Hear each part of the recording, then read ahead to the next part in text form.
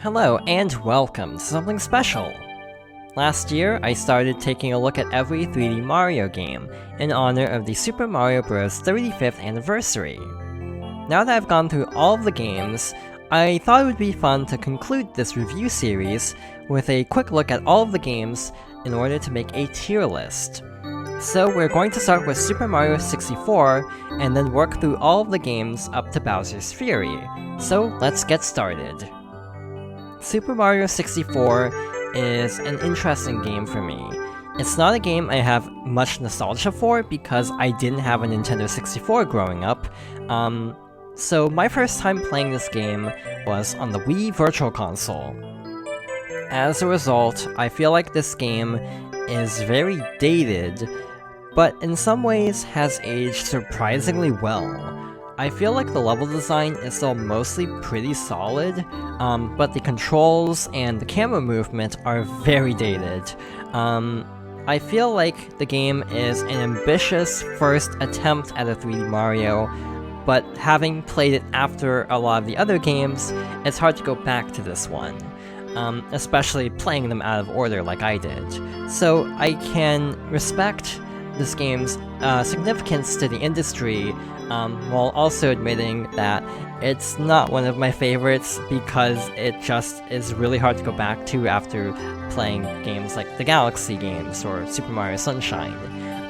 So as a result, Super Mario 64 I still think is a good game, but definitely a dated game, so I'm going to put this in C tier. Super Mario Sunshine is the game that got me into 3D Mario games. This was my first 3D Mario. I played it on the GameCube around 2002, and I really enjoyed it. I still really like this game, and I fully admit that a lot of it is nostalgia, because the game does have a lot of flaws. The movement is very divisive. I actually prefer it to 64 because I do prefer the faster paced movement in Sunshine in comparison to the more methodical movement of 64. But it can feel a little bit too loose at times. The main issues people have with Sunshine revolve around the pacing, specifically how progression works compared to 64. In 64, you needed 70 stars to get to the final boss, while with Sunshine, you needed specific shine sprites to get to the boss. So there's less freedom for what you want to do, if you have to get the same shine sprites in every playthrough, while with 64, you can kind of mix and match different areas in order to reach that 70-star threshold. A lot of the shine sprites also kind of feel like filler, specifically the blue coins. Without a guide, finding the blue coins is pretty annoying. With a guide, it's time-consuming, but a lot more manageable. But I do think having more actual shine sprite objectives instead of blue coins would have helped, and it would have helped to have a shine sprite goal instead of just getting a specific shine sprite from each area to unlock the final area. So yeah, Sunshine is a very flawed game, but it is still a game I have a ton of nostalgia for, partly because it has a really unique atmosphere to it. So even though it does have a lot of flaws, I think Sunshine is charming enough that I still really enjoy it. So I'm going to put Sunshine in A tier. Super Mario 64 DS was the first version of 64 I actually played. I played this on the DS around 2005, so a few years earlier than the original. As a result, I have some nostalgia for this, but I recognize it has a lot of problems. It has 30 new stars to collect, but a lot of them kind of feel like filler. Some of the levels are pretty cool, others not so much. There are also mini-games that use the touchscreen and microphone. Those are actually really fun, but the main downside of DS is the movement. So I actually think the camera control is better, but the basic movement is worse because 64 was designed around analog control, and using a D-pad and a run button is not the same. There is a touchscreen mode, which also doesn't quite work as well as an actual control stick, so basic movement is a lot worse.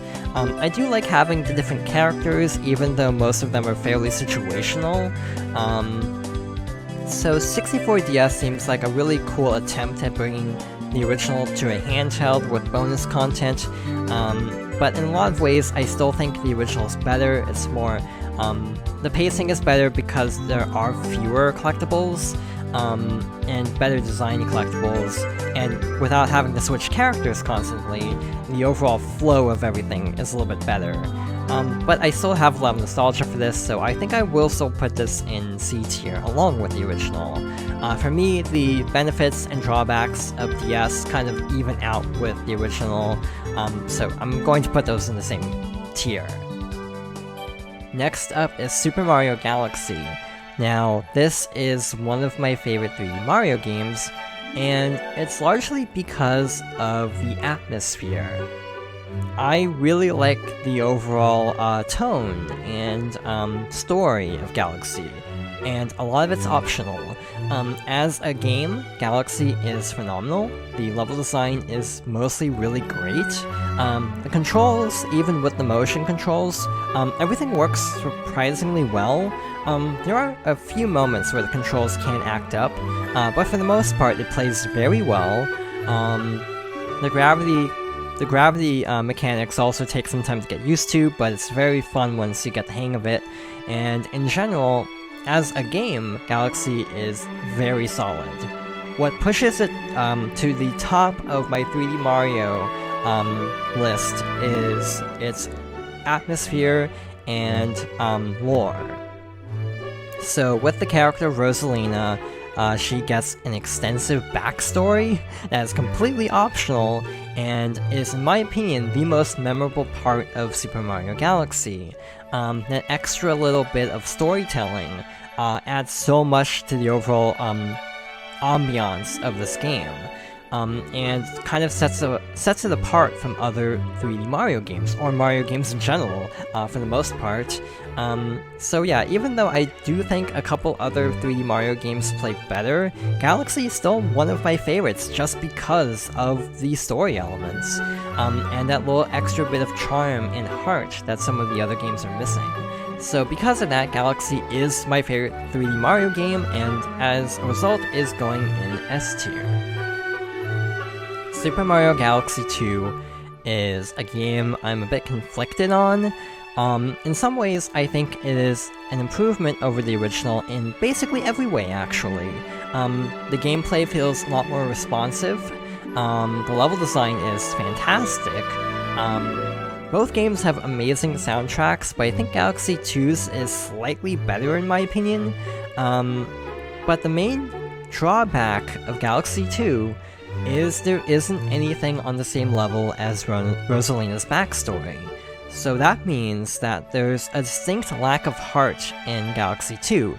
It feels much more like a standard point A to point B Mario game, without any sort of additional storytelling or lore to appreciate. So as a result, from a pure gameplay standpoint, Super Mario Galaxy 2 is one of the best games in the series. In terms of overall tone and style, I do have to give an edge to the first Galaxy game, just because of having some extra elements that elevate it above Galaxy 2 in terms of an overall experience.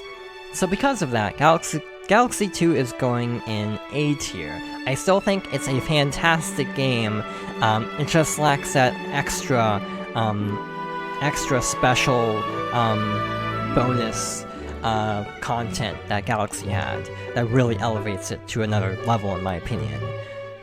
Alright, Super Mario 3D Land is an interesting mixture of 2D Mario level style gameplay with more open areas like in 3D Mario games, and for the most part it works really well.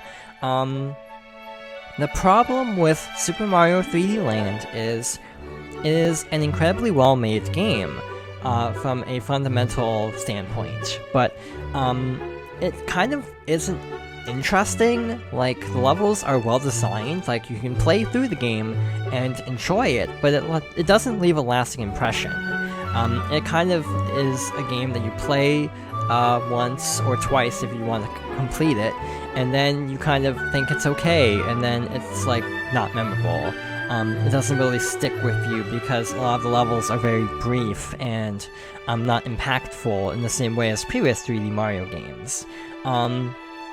So this game is kind of hard to put into a tier list in my opinion because it doesn't do anything inherently wrong, but it doesn't do anything inherently interesting either.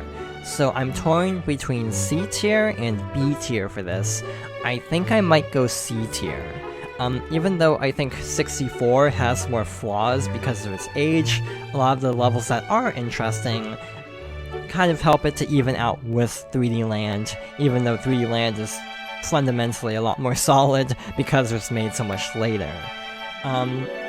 So next up is Super Mario 3D World, and this game is a huge improvement over 3D Land. A lot of the levels feel a lot more lively and interesting. A lot of the levels are a bit longer as well, and have more unique challenges. So even though it's still based on that same concept, 3D World is just inherently more interesting. There are also more characters to play as, and 4-player co-op. On Switch, you can even play online with friends. And I feel like this is one of those games where it's fine as a single-player game, but with the chaos of a full 4-player game, that kind of elevates the game to be a lot more memorable than it normally would be. Even though I don't remember if I've ever played it multiplayer, but I still like it as a single-player game. In general, 3D World also feels a lot more difficult, so a lot of the levels stand out more because it's more challenging and more interesting. So it's basically like a complete refinement of 3D Land's original idea into a much more complete game. So 3D World, I'm not sure if I enjoy it as much as like Sunshine or Galaxy 2, but I definitely enjoy it more than 3D Land, so at the very least, Super Mario 3D World goes in B tier.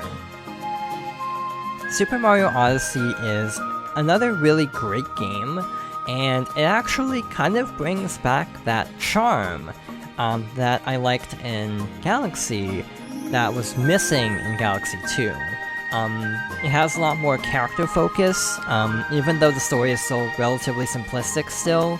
It has some of those little extra moments that help to make everything stand out a bit better, even though it's still a fairly basic Mario story.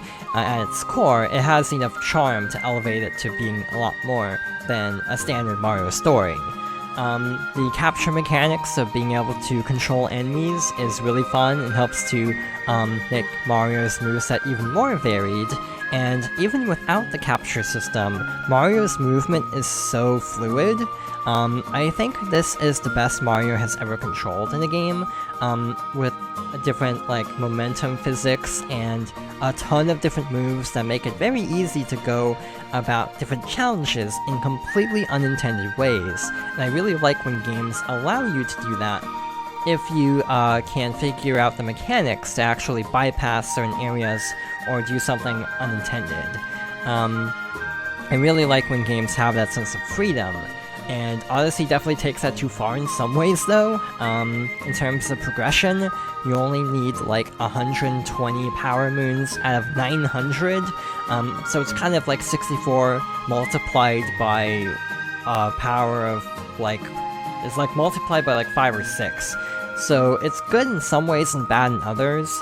Having a requirement so low is good because you can basically go and get different power moons on every playthrough, practically, and still experience different things on each playthrough. But if you complete the game, it's kind of a drag. Actually trying to get 900 collectibles is very draining at a point. So I do think Super Mario Odyssey is a great game if you're not going for 100%, if you basically go for like, 50% even, you're still collecting like 400 moons, which is more than enough and then you kind of experience, like, the fun of it without the tedium of it. So yeah, in general, I still think Odyssey is a phenomenal game. I just wish there were fewer moons, just because you could have had the same effect of, like, having a lot of variation to each playthrough without needing that many. So I think 500 would have been a better number, something like that, so that there is a lot of variation, but not making the game overwhelming to complete. Despite that, it's still fun enough and charming enough that I think it is another S tier. And finally, we have Bowser's Fury, the bonus mode for Super Mario 3D World on the Switch. This was really good. I have already done like 3 playthroughs, which is a very good sign because it came out earlier this year, and I really enjoy it. It kind of has the same problems of Odyssey on a smaller scale, of some of the collectibles or cat shines being a little bit too tedious to collect, specifically ones where you have to wait for Fury Bowser to awaken to like break blocks or something like that. So it does have that same problem of some of the objectives not feeling as interesting as others. But with only 100 cat shines, you still have that sense of, and also the requirement for the final boss is 50 cat shines. So you still have that sense that you have a lot of options to reach that 50 cat shine goal, but it's not as overwhelming as having like a few hundred. Having like 100 gives you that sense of variation without overwhelming the player, and I think that's a good balance. It's also fairly short, and it's actually kind of fun to replay and go for different cat shines every time. And the idea of an open-world Mario game is actually really fascinating. My only real problem is the cat shines where you have to wait a lot, and the cat shines, and basically Fury Bowser himself kind of loses, the whole concept loses tension after a while once you've seen him a few times. I feel like Super Mario, or Bowser's Fury, is a great foundation for a really great 3D Mario, but the concept isn't quite there yet.